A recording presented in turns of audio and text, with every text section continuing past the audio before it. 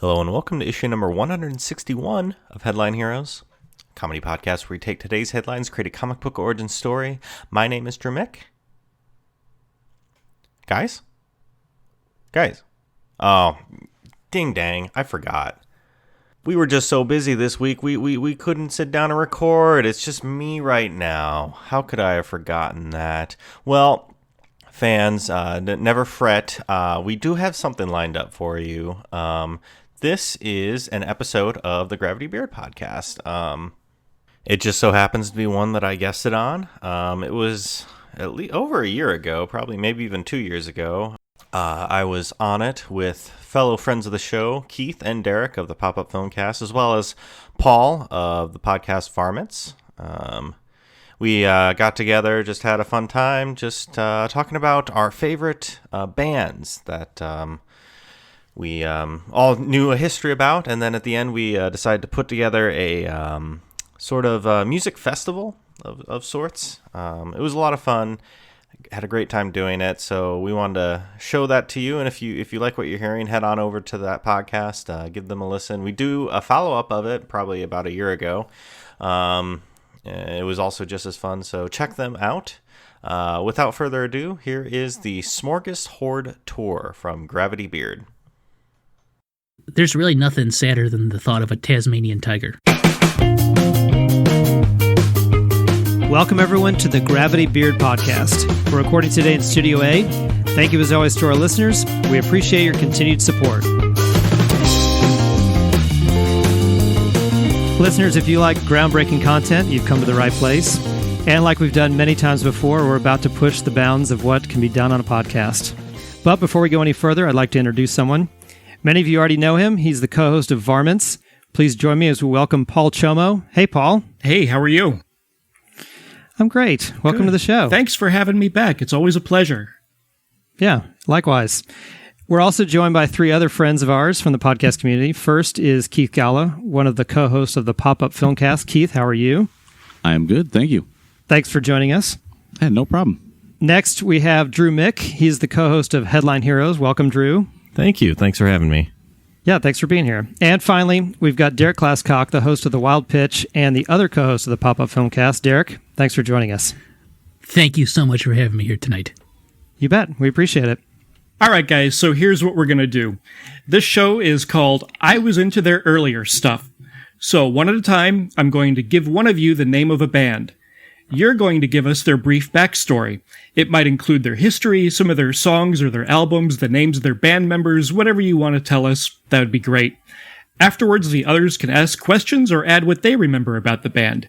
Then we'll play a song from their catalog. There's going to be 2 rounds, and each of you will go once per round. Make sense? Absolutely. Yes. Excellent. At the end, we'll put together a music festival from the 6 bands we've introduced. We'll decide which band will open, who will be the headliner, and then the order in between. Then, before we wrap up, we'll give the festival a name.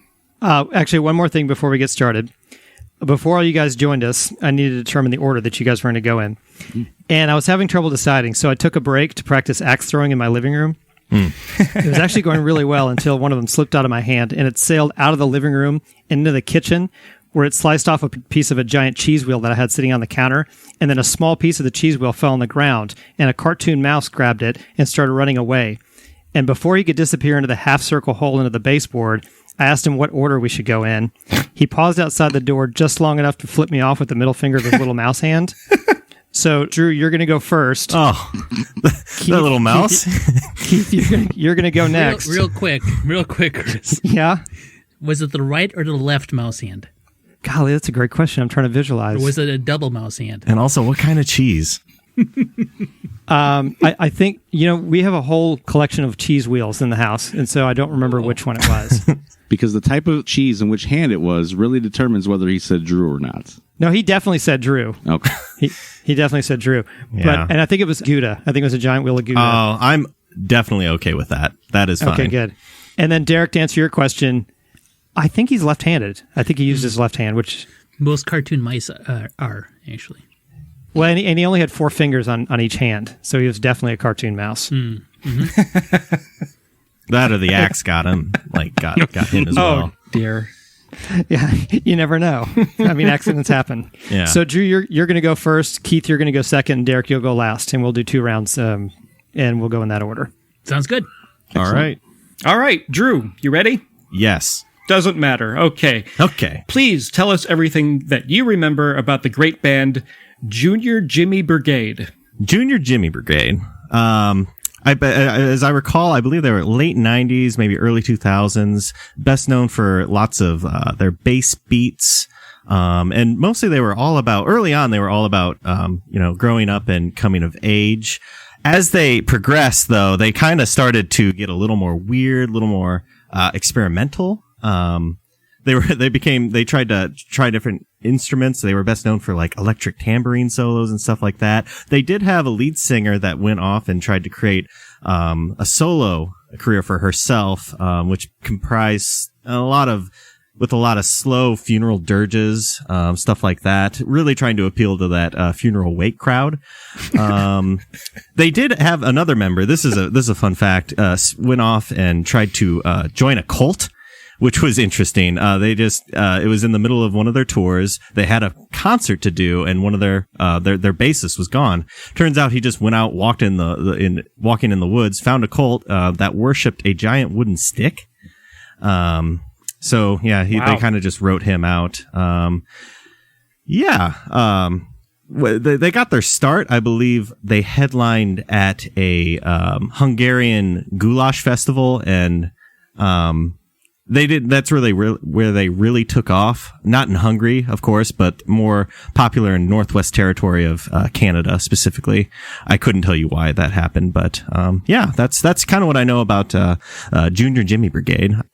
Yeah, I learned about them, not directly the band itself, but I did learn about them, the solo career of Junior. Well, it's not Junior Jimmy, but it's the solos at the funeral. It was at my grandpa's funeral, and she was there playing.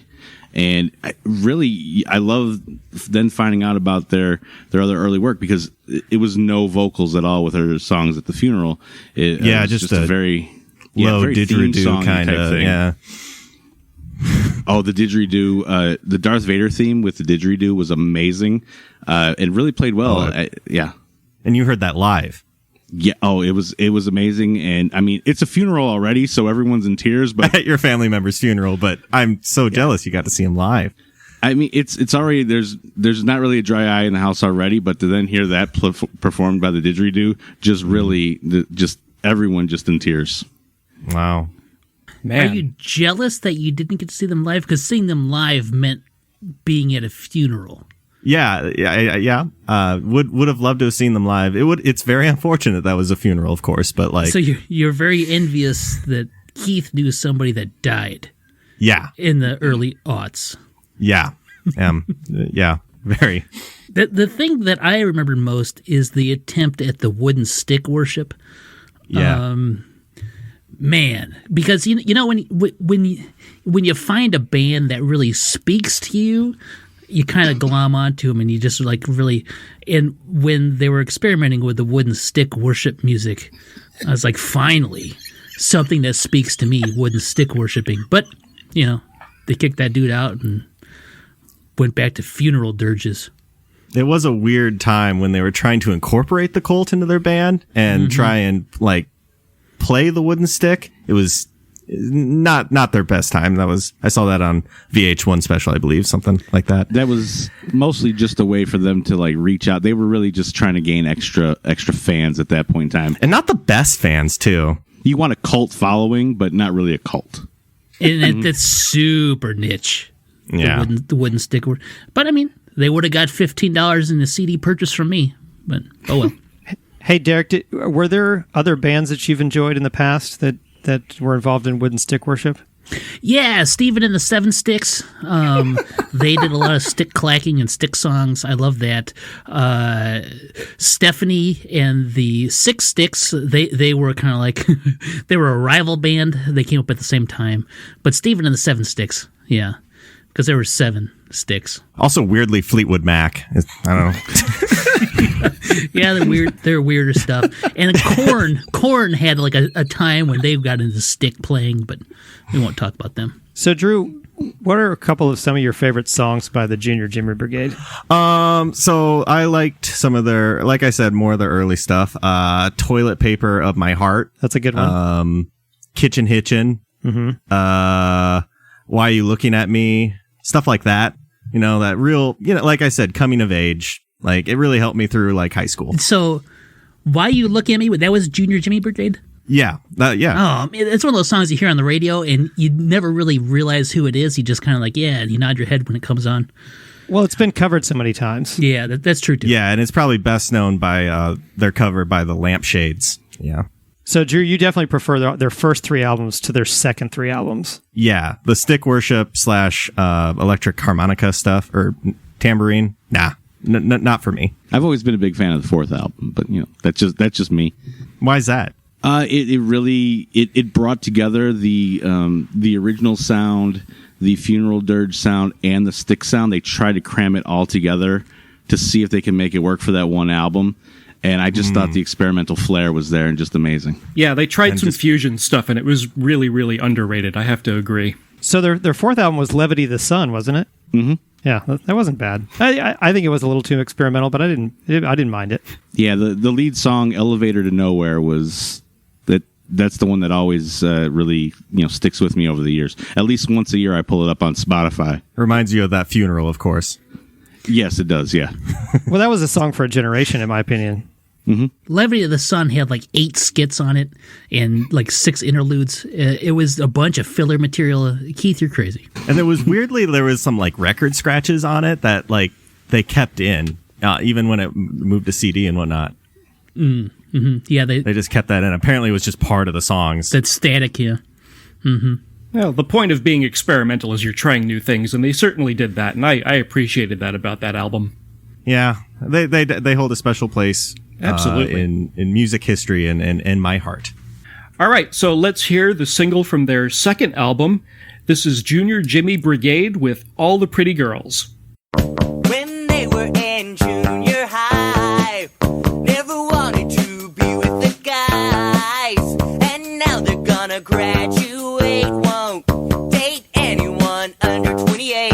Well, they talk about their friends behind their backs, and how so-and-so's dress looks like a sack. They claw at each other day after day. Oh, I can't think of one good thing to say about all the pretty girls in high school. All the pretty girls in high school.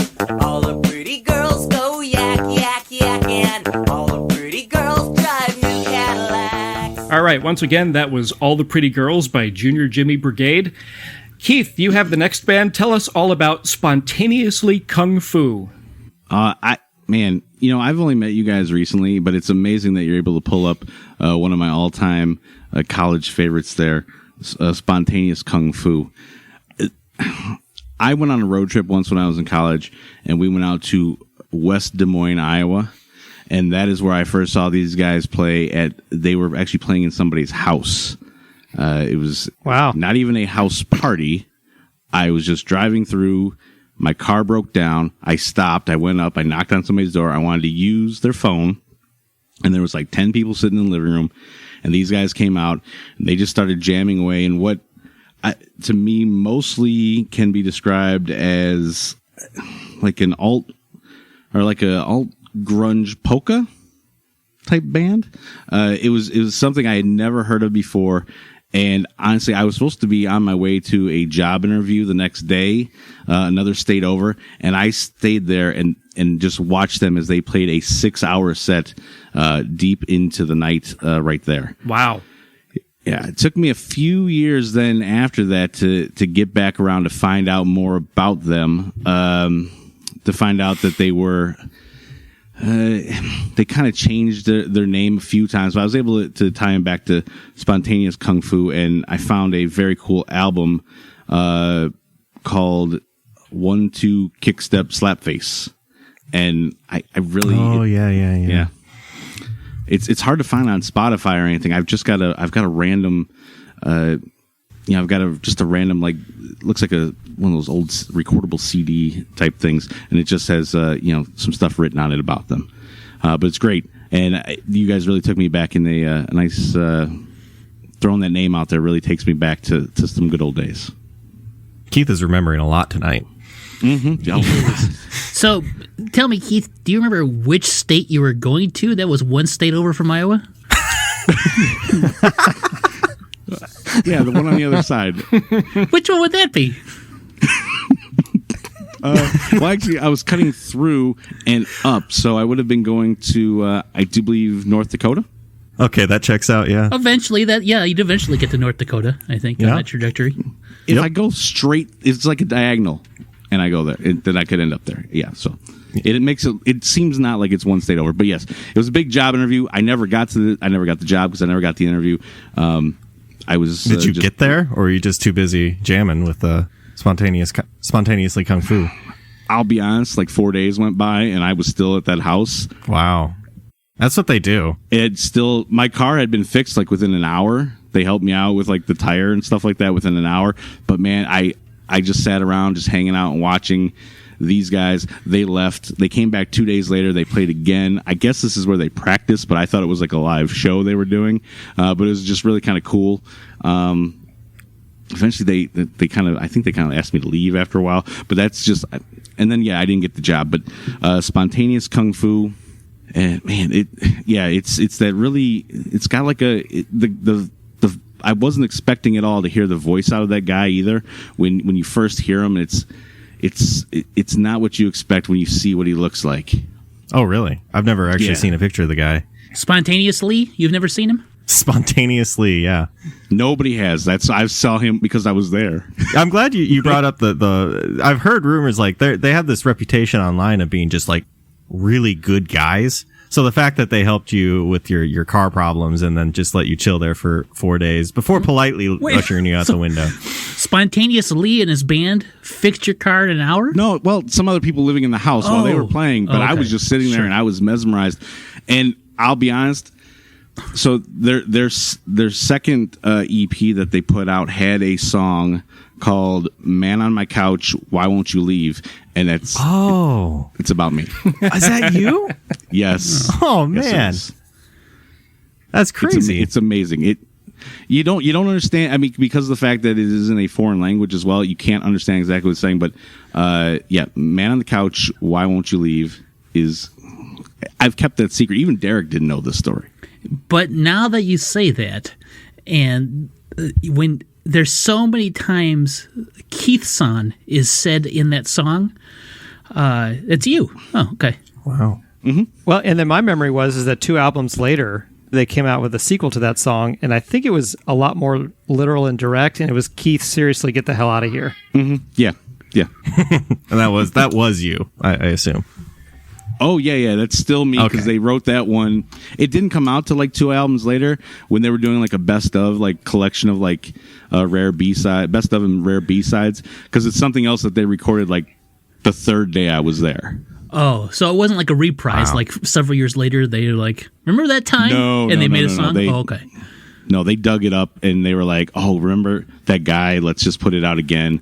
They were nice enough to reach out to me on Facebook and let me know that it was coming out. That way I wouldn't be blindsided by it. But, I still remember it as a great time. And, part of me feels bad that I really overstayed my welcome. But yeah, Spontaneous Kung Fu, Spontaneous Lee, and Spontaneous Kung Fu were so good. You did mention that they went by other names early on and changed names before finally settling on that one. I remember off the top of my head they went by Star Liver. What else did they used to go by? Can't think of a word.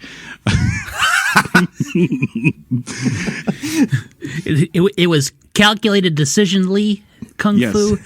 And hesitant Kung Fu. Yeah, Hesitant Lee Kung Fu. Procrastinatory. Yes. Yeah. Vocal fillers. Yeah, I remember that. Yeah. Mm-hmm. Okay. Yeah. Just curious. Yeah, Vocal Fillers was a less ambitious version of the band. Yeah.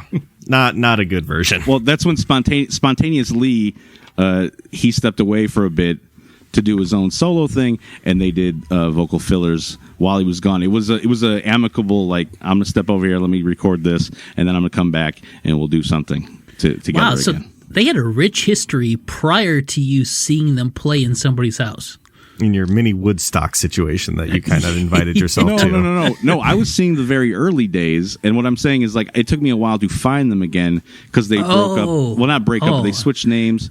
They amicably stepped apart for a little bit. Spontaneously did his thing, and Vocal Fillers did their thing. Then they came back together. That's when I was able to find Spontaneous Kung Fu again after like a decade. Gotcha. I misunderstood. I'm not familiar with Spontaneously Kung Fu. But I mean, it sounded cool.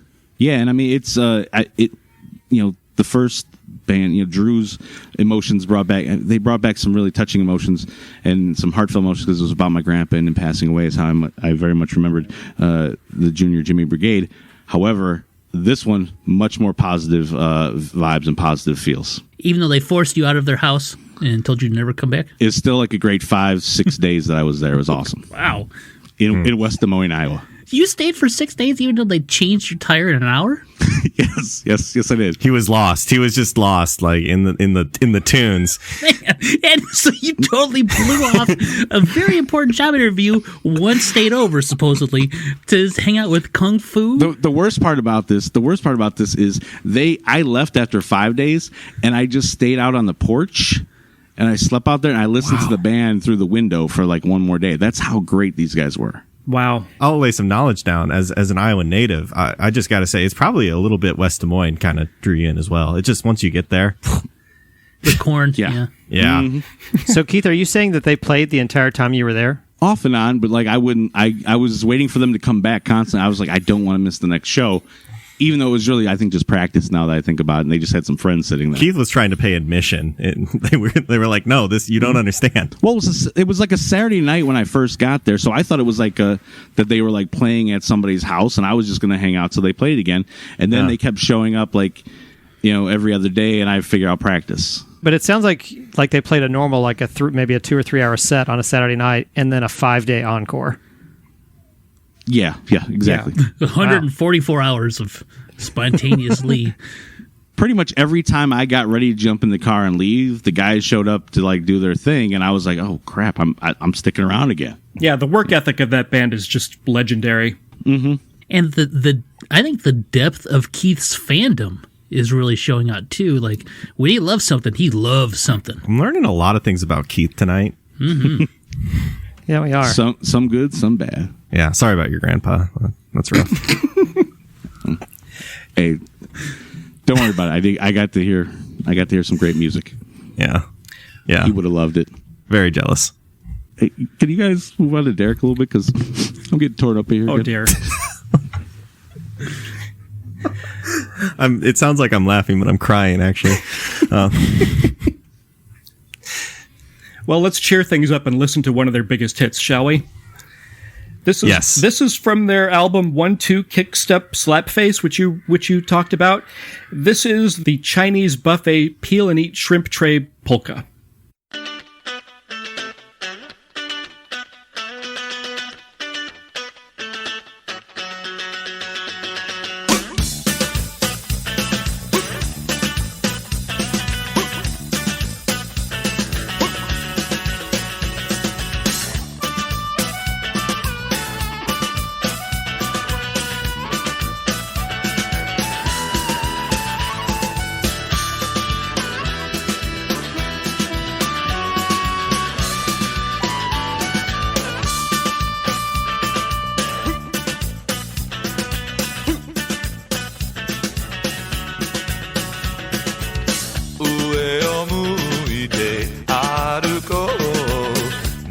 涙がこぼれないように思い出す春のに一人ぼっちの夜 All right, that was once again the Chinese buffet Peel and Eat Shrimp Tray Polka by Spontaneously Kung Fu.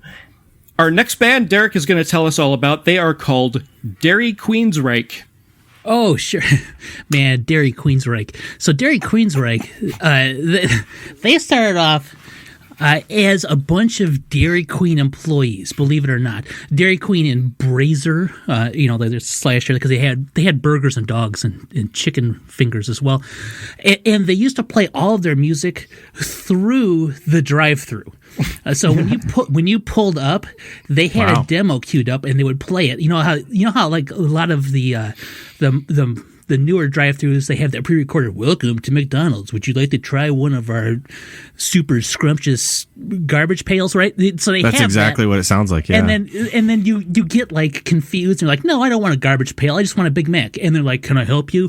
That happens, right? So it was this was like the precursor to that. This happened in like 2005, I think. So the Dairy Queens were like, you'd pull up. And you'd be like, "Man, I want a Blizzard or whatever." You pull up, and the first thing you hear is, their song "Hail the Sky," and you're just like, "Man, what are they talking about? I just want Oreo Blizzards." And you'd endure like 45 seconds of that, and if you were quick, you could back out and drive away, but somebody would usually pull in and block you in, so you get stuck, listen to their demo, and that was how they got started. And I think Rick Rubin pulled into their Dairy Queen one time and heard something off of them. It wasn't "Hail the Sky" because they moved on beyond that. That was a really upbeat and kind of hippy-dippy. They tried to go harder edge, probably like 2 or 3 years into their Dairy Queen's ranking. And really hit home with some harder drums and heavier bass. And Rick Rubin heard that and actually had them record an album that was never released but was used entirely for sampling off of Beck's 5th album. All right, so if you remember Beck's 5th album, I can't remember which one that was. Anyway, they sampled a ton off of Dairy Queen's Reich, uncredited, because Rick Rubin bought the rights to it. It's a messy story for that. But once they got that check from Rick Rubin, Dairy Queen's Reich, there was another guy that's in the band that split off. That's kind of been a common theme. A lot of people splitting off and doing stuff, and he started Dairy Third Reich. Not as popular. Yeah. It slowly turned into Orange Julius, I'm sure, yeah. Yeah, so that was not good. But Dairy Queens were like, they're doing, today, you could still catch them if you're lucky, like county fairs, not even state fairs, but county fairs, they'll pop up. And it's a shame what happened to them, because they were like that original, like, grinding it out, like back in the 80s when like bands and hip hop artists, they'd have a bunch of tapes in the back of their trunk and like, blasting it and trying to sell it out there. They were actually trying to sell it through the drive-through, right? Like, "Oh, would you like to add for $5.99, our album?" It was a bold move, yeah. Yeah, very presumptuous of them. Yeah.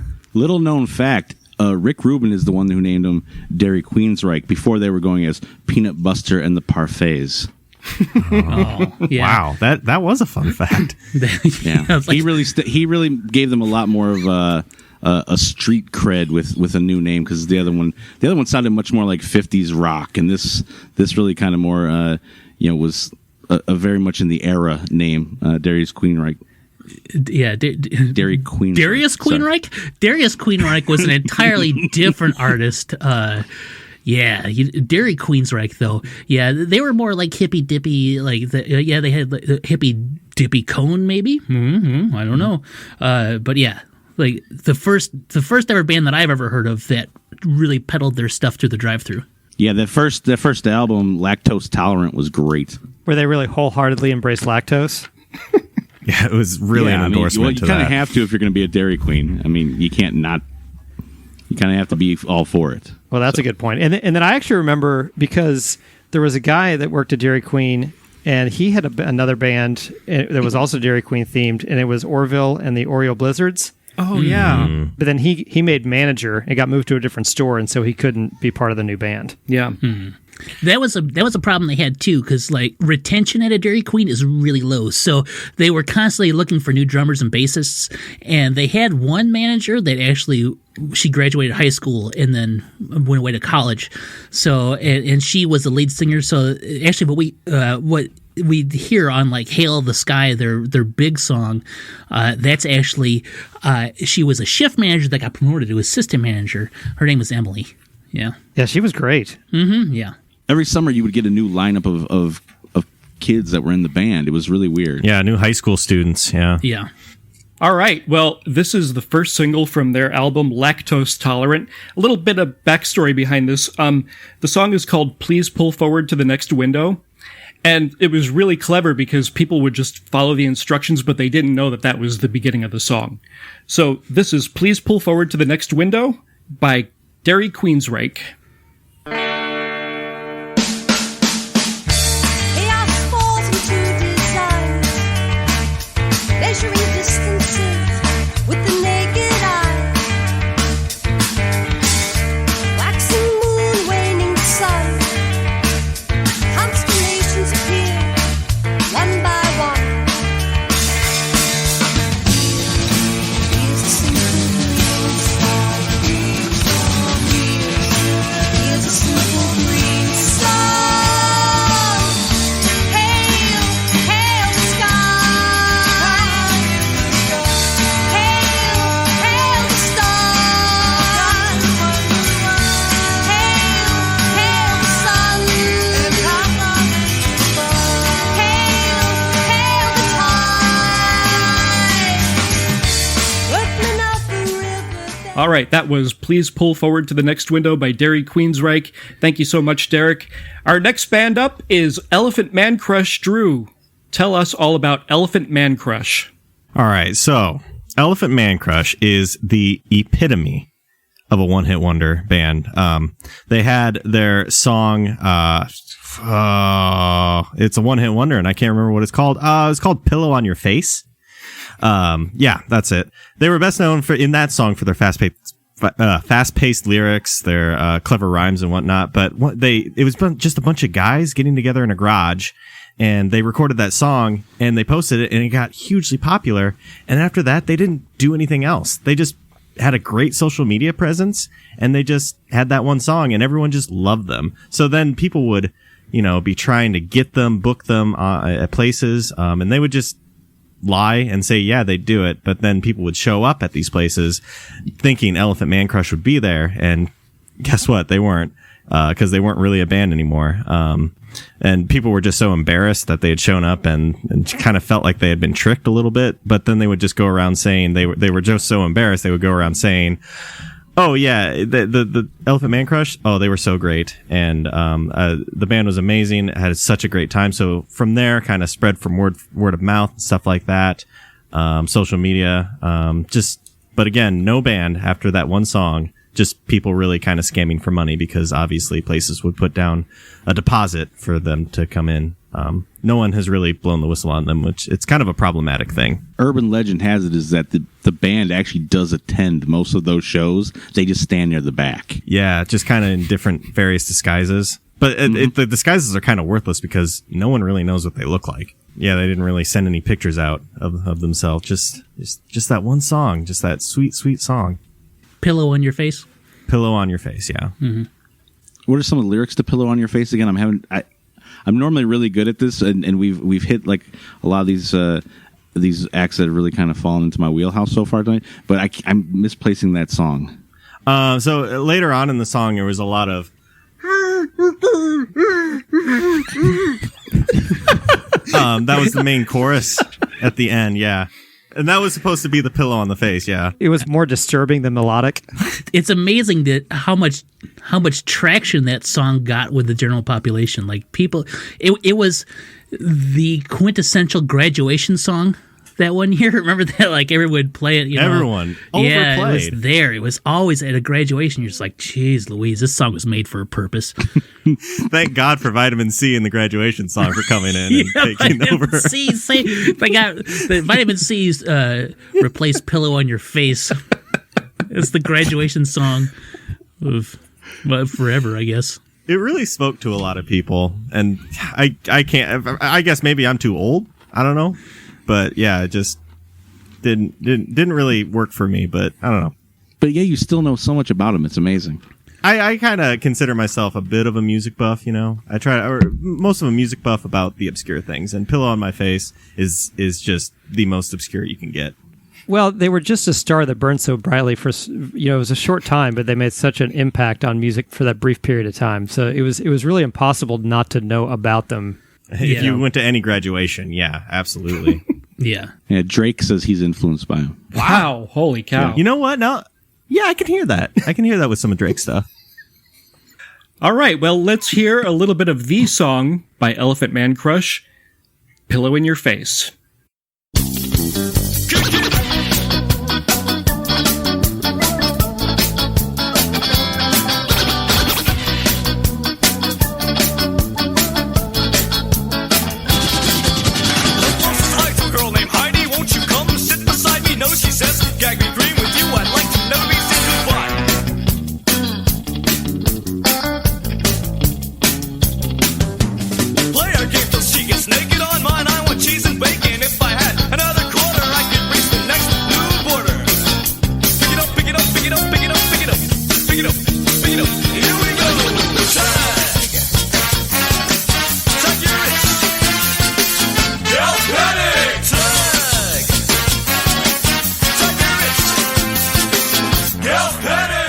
That, of course, was Pillow in the Face, or I'm sorry, Pillow in Your Face. How could I forget? By Elephant Man Crush. Next up, Keith, tell us all about World's Cutest Dictators. This World's Cutest Dictators, they're also one of the greatest bands. I'm a little embarrassed to tell a story of where I first heard about them and actually first saw them play live. You could tell I traveled a lot. I'd go on these road trips.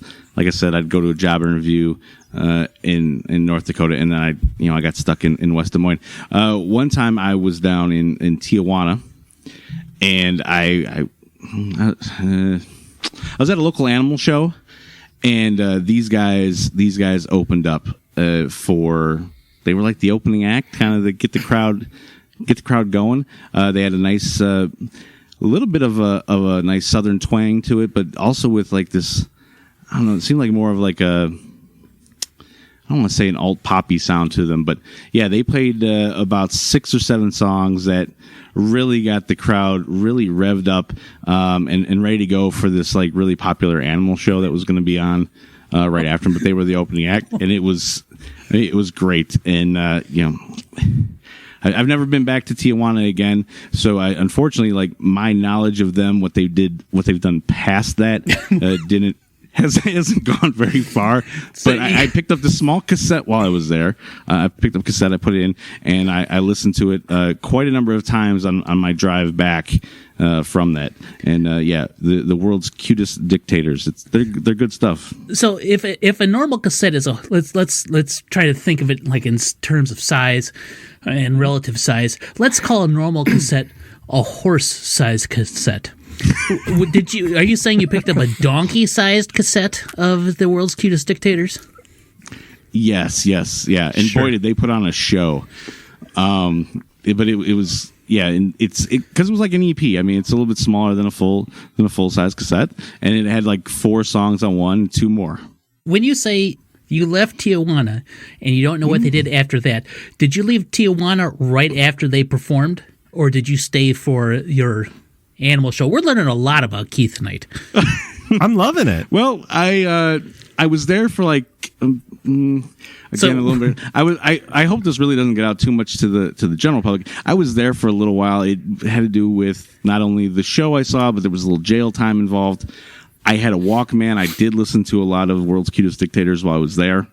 They let you keep a Walkman in jail? No, I had a trade to get it. I'm going to tell you what. If I went to Tijuana, went to a particular animal show, saw the World's Cutest Dictators open up, and then I did jail time and was in prison with a Walkman, I would have used the headphone cord to kill myself. I would have hung myself from the jail prison bars because that's the worst life ever. Sorry, Keith. Mm-hmm. I don't know, man. That's rough. Rough. Yeah, well, here's the other tough part is I had to, basically I had to, most of the cash that I had on me, which, I had to basically trade that to the guard in order to let me use his Walkman so that I could listen to this for these several days. They let you keep cash in jail? No, when I came in, I had cash. I had cash with me. Did you turn yourself in? No, I didn't turn myself in. When they took me in, I had cash. I also had this cassette, and when they were going to take everything, I was like, what am I going to do? If I'm here for a couple days, I need some entertainment. And I was like, dude, I got a couple bucks. Can I get that Walkman off you to listen to while I'm here? And he said, I thought he said perfectly fine. I'm not sure if I maybe mistranslated because he just took everything. He left the Walkman sitting there. I quickly pocketed it and then sat in like the corner of the cell until I was able to get out a couple days later. I'll be honest, I don't know the world's cutest dictators, but the fact that your request while being arrested in Tijuana with the money you had was to get a Walkman with the world's cutest dictator and not your freedom, they must have been awesome. Yeah. Well, no, I had already kind of made a few calls and realized that I was going to be stuck there for a few days. I really didn't have a choice. I did have a question about the world's cutest dictators. Are they the ones who kind of did what the Village People did, in that they would come out dressed as dictators in very cute garb, but like there was 4 of them? Yes, but it was real, which made it even more confusing with the show afterwards. Yeah. Who were the 4 dictators they dressed up as? Hitler was the leading man, of course. Naturally. Mussolini, Stalin, and the drag version of Napoleon. Oh wow. Yeah, that was the lead singer. Yeah, that one always slips my mind. There was a 5th one, Gaddafi, but he was kind of pushed out right away, pushed out of power, if you will. Yep. In fact, I think this might have been one of their first shows after that. Oh wow. Yeah, it seemed like they were playing a circuit In Tijuana, warming up a crowd for Prisoners. Yeah. an animals show. Yeah, no, they weren't warming up for prisoners, Drew. I was at a show and Oh, I'm sorry. I mean, at an animal show, everyone's held captive. So I think if you're in that room, you're a prisoner. eventually later on in the evening, I ended up in a small jail cell for a while. Yes. Okay. Sorry. I just think about the world's cutest dictator, and I can't think straight, of course. But and then the worst part was, so I listened to it on the Walkman. I took it out, gave the guy his Walkman back when I got out. I got in my car, I started driving back, and the tape popped like 2 miles into my drive, and so I couldn't listen to them anymore. And I was not going to go back and try and find somebody else to sell me another one. Well, let's hear a little bit of the world's cutest dictators, shall we? I wish I were a spaceman, the fastest guy alive. I fly across the universe on Fireball XL5. Way out in space together, conquerors of the sky. My heart would be a fireball, every time I gaze into your starry eyes. You take the path. That, of course, was the world's cutest dictators. Now let's go on to our next band. Derek, tell us all about Polyester Oppression.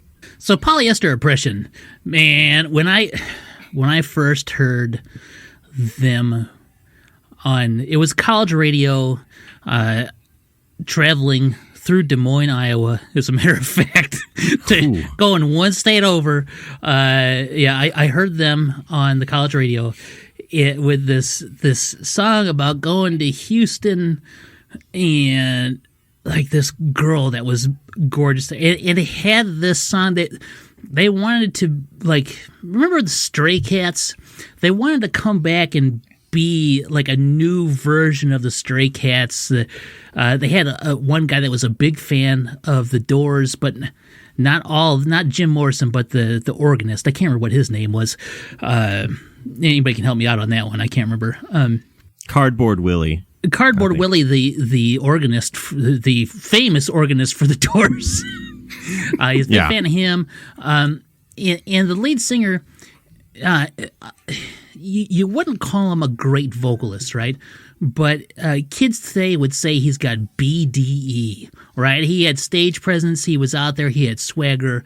And he would just sing just so terrible, and there's something so endearing about it.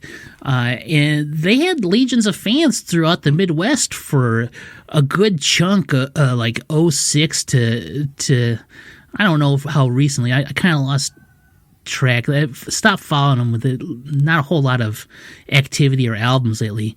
But yeah, Polyester Depression, man. Just that.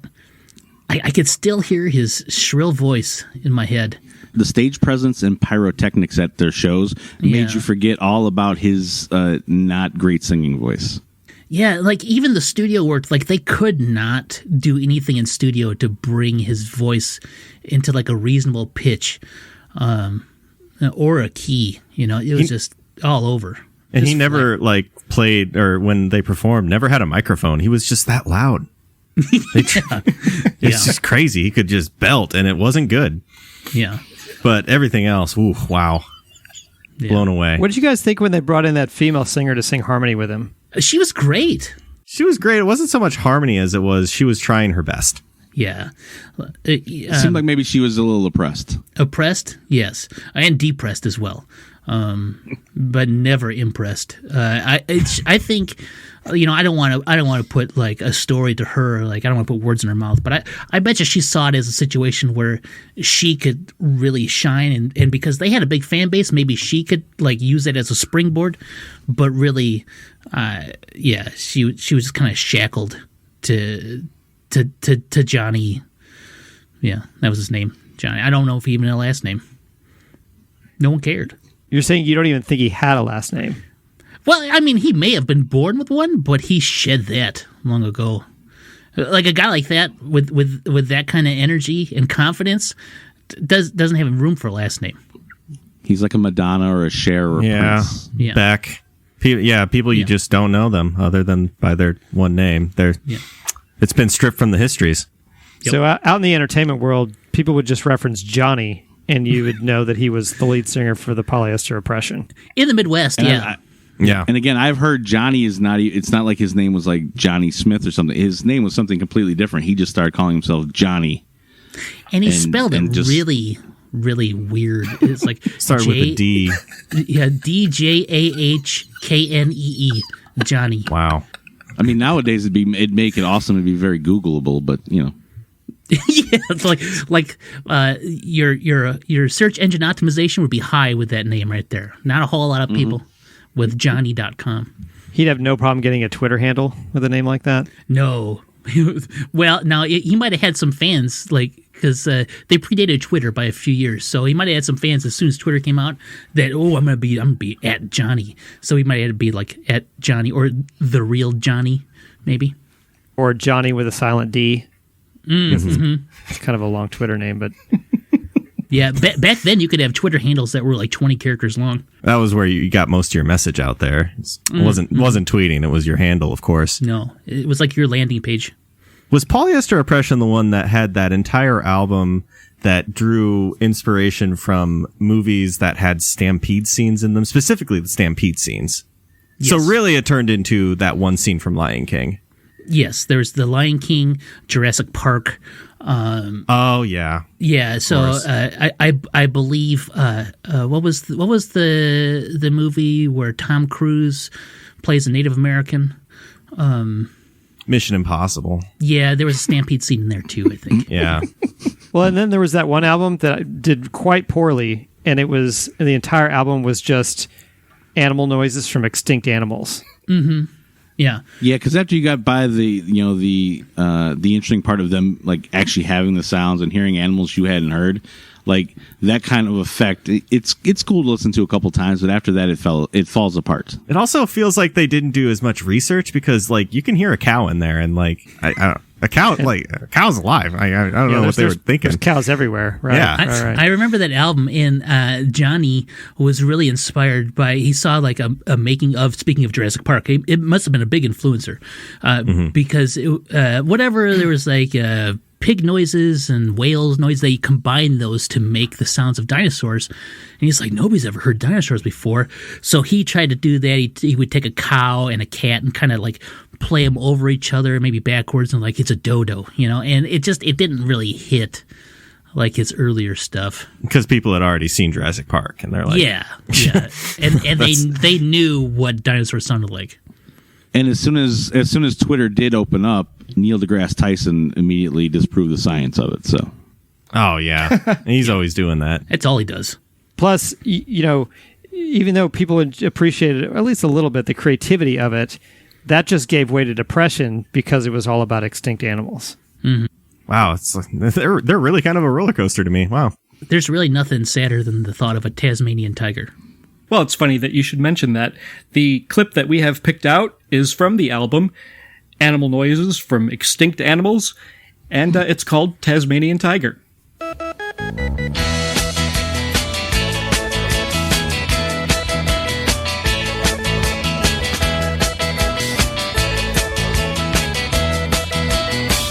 Well, I get high when I get to Houston.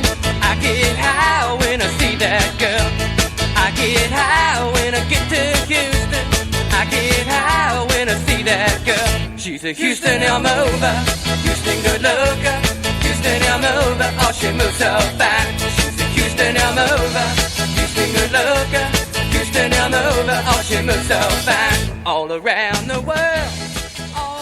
All right, that was Tasmanian Tiger from Polyester Oppression. Thank you, Derek. And well done, everyone. Excellent job.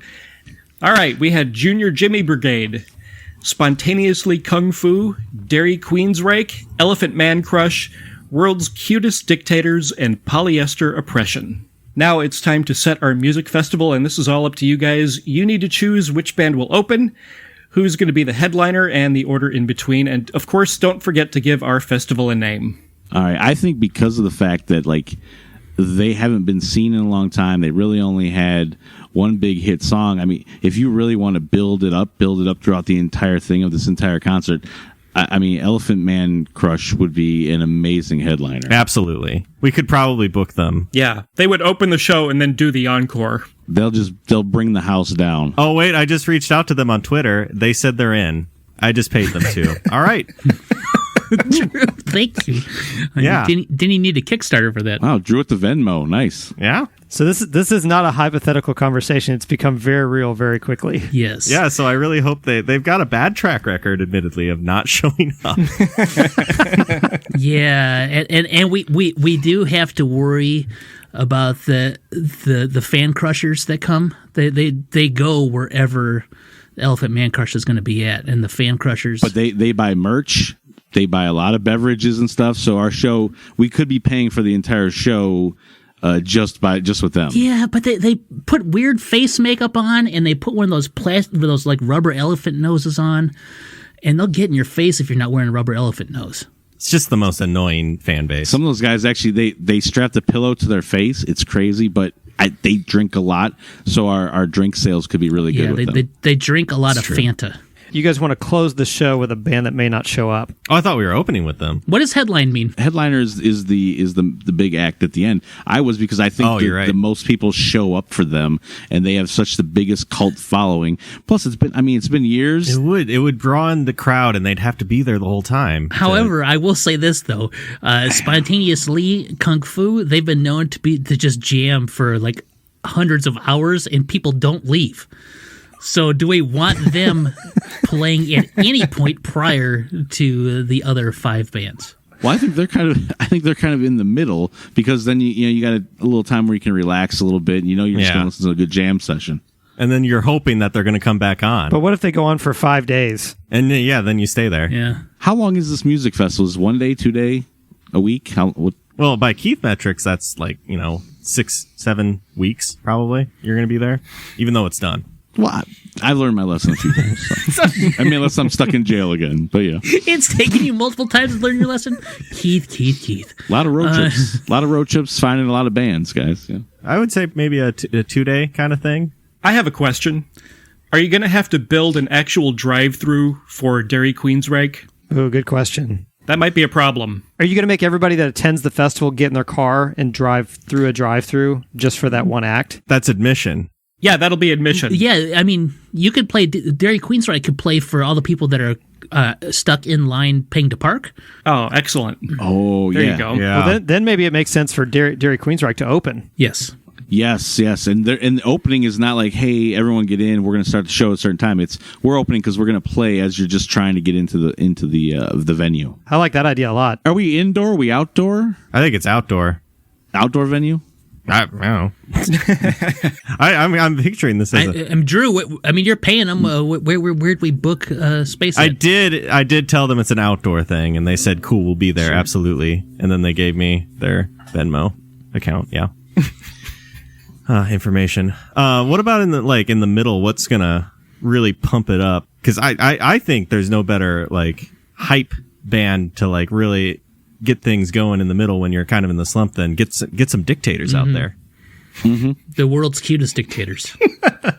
World's cutest, absolutely. So we're doing Dairy Queensryche is opening, and then you want to go into World's Cutest Dictators from there? Cutest dictators, yeah. I think so. Now, World's Cutest Dictators do have a history of opening up for animal acts. And if Elephant Man Crush is finishing, now technically they're not real elephants. Well, as far as we know, they're not real elephants. Would it make more sense to have them like warming up the crowd for the Elephant Man Crush? I could see that. Yeah, and they do actually. The fans do bring an elephant. Yeah. I didn't know if you guys all knew that, but yeah, they do bring the same elephant. Those fan crushers, man, they're crazy. That we're going to put them third is what we're saying. No, I think we have them fifth. Yeah, they would be fifth, and then Elephant Man Crush if they show up ending the show.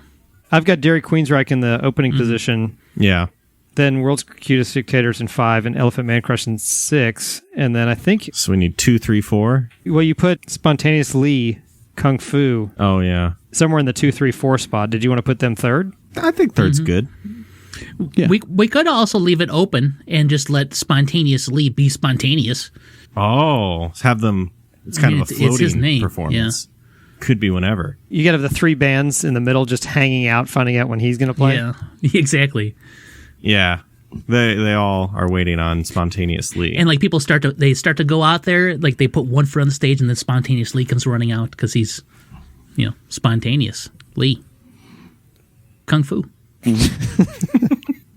But for logistics, we have them in third, I guess, just in case. Sure. Yeah, and then we say if you hop in at 2, like if you want to like go after, we wouldn't mind. Like, well, that's what Spontaneous Lee does. I think that Spontaneous Lee and Polyester Oppression might actually jam pretty good together. Okay. So having like if you have so if you have Polyester Oppression maybe come in after Dairy Queensryche, then Spontaneous Lee can just come in and start whenever he wants, and it can just like go from one band over to the other. If Darius Queensryche shows up at this show, all hell So will help break me loose. God. There's so many people that hate that dude. I said Dairy Queensryche. I corrected my speech. Yeah, but that's Darius. That's what he does. Look, it's been widely known now for months now that I don't know the difference between herb and herb. So if I'm saying Darius Queensryche or Dairy Queensryche, I think they'll forgive me. But they're two different entities. Darius Queensryche is a renowned a-hole, and Dairy Queensryche, And he is not welcome here. no, he's not. Yeah, so like we could, if Dairy Queensryche is opening and Elephant Man Crush is closing, and World's Cutest Dictators are warming up the crowd for Elephant Man Crush, Spontaneous Lee is in the 3 spot, can go to 2 or 4 at any given moment. We don't know. Might be in the middle. Like JJB, if they're bringing the funeral stuff, that might be a real mood killer. So, do we need? Well, I don't know. People love their funeral stuff, though. So, yeah, just ask Keith. Keith was able to jam out at his grandfather's funeral because of JJB. I don't know. I think you're underestimating that didgeridoo. Mm-hmm. Like, I think you underestimate its power to really pump up the crowd. You're right. I swear to God, anytime I hear a didgeridoo ever, it brings tears to my eyes thinking about their performance. Sure. It makes me break out in a cold sweat because I'm just so excited. How often is that, Keith? At least 3 times a year. Huh. A lot less than I thought. A lot more than I thought, frankly. Well, I play their album at least once a year on the anniversary of my grandfather's funeral. Wow. Weird. And then, I usually watch Crocodile Dundee at least once a year, and it's in there. And then sometimes just street performers here in Atlanta. The random, the spontaneous didgeridoo. Yeah. Mm-hmm. Yeah. So does that leave them at the fourth position? Yeah.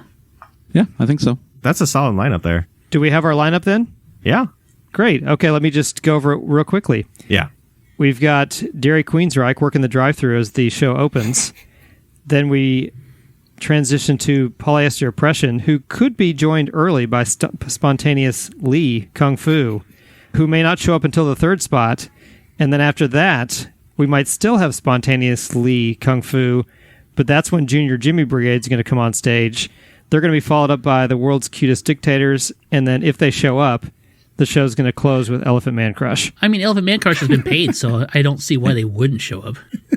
Yeah. And I think it's great because, the one thing that, Spontaneous Lee will have trouble, like, just jamming out to is if somebody comes in with a funeral dirge. I mean, he's a very respectful, him and the band, they're very respectful. If you come in with a funeral dirge, they will kind of shut down and they won't just continue to jam. So yeah. I think Junior Jimmy Brigade should be able to get them kind of right back in order. That makes sense. Great. Well, what should we call this music festival?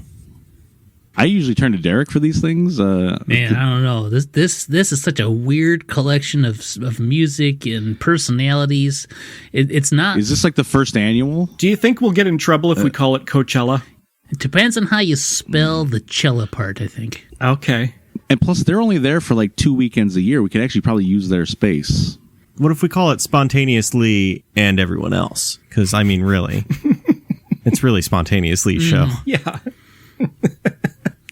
Well, you don't want to alienate the entire lineup. They're okay with it. They know it's Spontaneously. Elephant Man already seems a little alienated anyway. The Elephant Man has shown up, too. They're bringing in the bones of the Elephant Man straight from Michael Jackson's estate. Well, Keith, I'm sorry, Derek, you kind of pointed out how there's kind of a variety, a bit of a buffet. Maybe we can come up with a name that's consistent with that. Smorgashorde. Smorgashorde. What was Smorgashorde? Ooh, that's good. Smorgashorde. Smorgashorde? The Smorgashorde Tour? Because that's really what it is. Do you really have to lead into the shows about it too? Smorgashorde. Because really, after they're going through that drive-through and listening to the Dairy Queen's Reich, it's just a free-for-all in there. It's just one giant blob of people. It's just a horde. And an elephant. Don't forget that elephant. I like that quite a bit. I think it captures kind of the theme and the variety that we have here. So are we all in agreement that the name of the festival is the Smorgashorde Tour? Yeah, I think we got a winner there. First annual, yeah. First annual. Yeah, Smorgashorde Fest. Because if you say tour, it means you're going to be taking it around places, right? Well, I think it's kind of we'll just see what happens after it, If everyone's feeling like packing up and going, we'll just go. Then it turns into a tour. We already know if it's multiple dates in the same location, I probably will still be there. But Yes. So do we want to go with Smorgashorde Tour or Smorgashorde Fest? It could be like the gathering at the Smorgashorde. Well, I think what we all would agree on is that there's no wrong answer here. No, there's a wrong answer. I like how Horde Tour sounds, to be honest, because that's how I imagine like Genghis Khan, probably advertise himself. Yeah. Oh, absolutely. Did Genghis Khan advertise? Yeah. I mean, how do you think he got so many people? It wasn't that he conquered so many people and forced them to join his armies. He advertised. Oh, okay. Good marketing campaign. He's a bit of a Don Draper himself, Like the circus is coming to town sort of thing. Gotcha. Yeah. The Mongolians are coming. All right. Well, I think we've completed our task for today, and we've settled on the first annual Smorgashorde Tour. All right. I like it. Everybody satisfied with that? I can't wait. I'm very satisfied. Excellent. Okay. Well, Paul, did you want to say anything else before we wrapped up? Oh, no, I can't wait for this tour, and I hope we can organize another one very soon. I do as well. Great.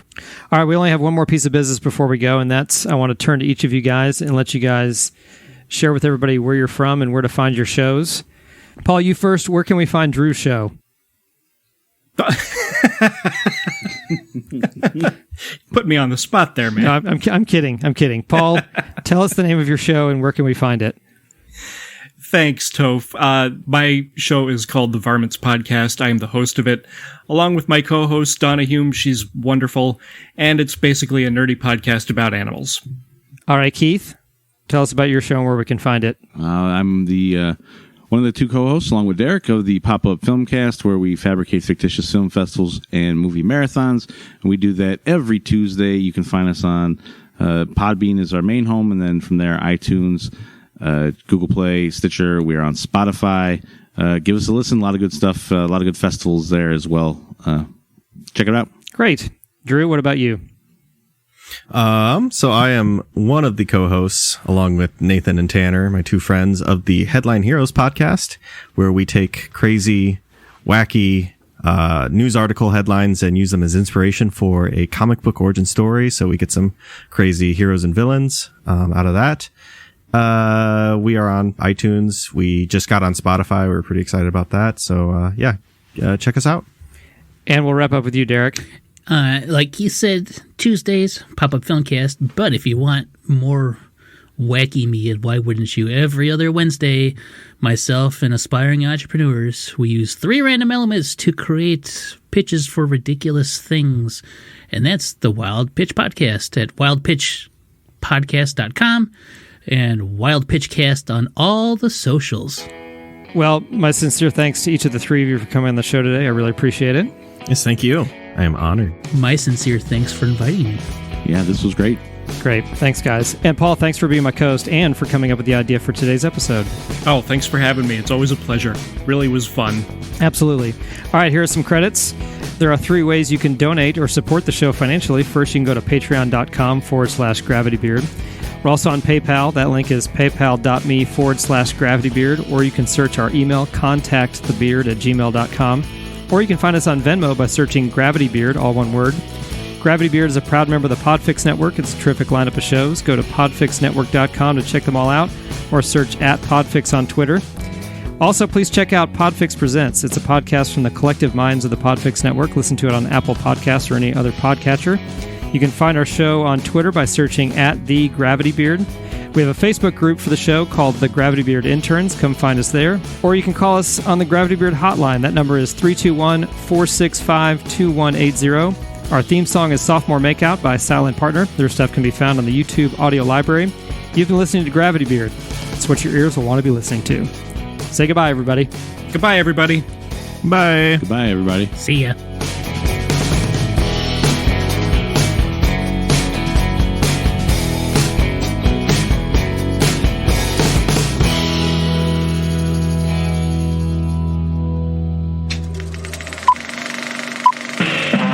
This was a podcast from the PodFix Network.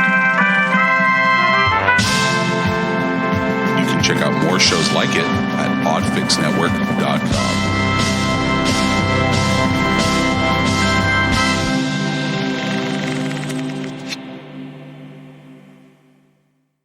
Sorry, Keith. I don't know, man. That's rough. Rough.